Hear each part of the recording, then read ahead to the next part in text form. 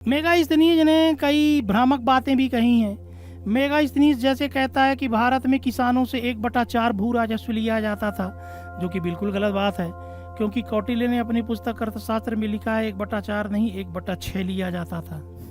उसने लिख दिया भारत में 7 जातियां थीं। क्यों ऐसा? क्योंकि उसके देश में व्यवसाय के आधार पर जाति का निर्धारण होता था। यहाँ उसने पेशा करते अलग अलग लोगों को देखा, दार्शनिक को ज्ञान बघारते हुए, किसान को खेती करते हुए, अहीर को गाय चराते हुए, कारीगर को भवन बनाते हुए, सैनिक को युद्ध करते हुए, निरीक्षक यानी गुप्तचर को गुप्तचर का कार्य करते हुए, सभासद यानी कि जो मंत्री वगैरह होते थे उनको शासन करते हुए। तो पेशे के आधार पर उसने यहाँ पे भी 7 जातियां बता दी होंगी। वो लिखता भारत में दास प्रथा नहीं पाई जाती थी। ये गलती इसलिए उससे हुई होगी क्योंकि उसके देश में दासों की स्थिति बहुत दयनीय थी, दासों को मारा जाता था, पीटा जाता था, और हमारे यहाँ दासों की स्थिति बहुत अच्छी थी। तो उसे भारत में दास दास जैसे लगे ही ना होंगे कि ये भी कोई दास है, दिन भर टीवी देखते हैं, मोबाइल चलाते हैं। उसने लिख दिया होगा कि भारत में दास प्रथा नहीं पाई जाती थी। वो ज्यादातर पाटलिपुत्र में रहा है। पाटलिपुत्र में अकाल का प्रभाव दिखाई नहीं दिया होगा क्योंकि वो तो राजधानी था। या हो सकता है कि वो जिन 5 वर्षों के दौरान भारत में पाटलिपुत्र में रहा उस दौरान अकाल न पड़ा हो। उसने लिख दिया होगा कि अकाल नहीं पढ़ते थे। और हो सकता है भारत की लिपि, ब्राह्मी लिपि वो पढ़ ना पाया हो, गधा, तो उसने लिख दिया हो कि भारत के लोगों को लिखना नहीं आता। हो सकता है उसने आम के पेड़ में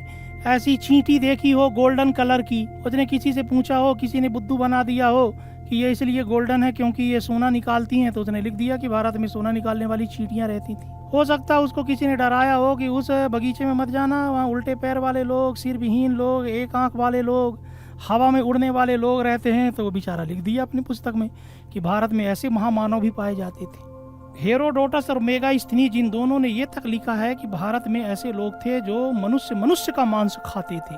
तो ये सब विदेशी जो हैं, इनको भारत की परिस्थितियों की समझ थोड़ा थी, कुछ भी लिख करके चले गए। और आज कई लोग चिल्लाते रहते हैं कि देखो मेगास्थनीज ने ये कहा है, फायान ने ये कहा है, हुएनसांग ने ये कहा है। अरे फायान, हुएनसांग, आंगचांग चूकी बोलने वाले भारत आकर के भारत को कैसे समझ लेंगे सही?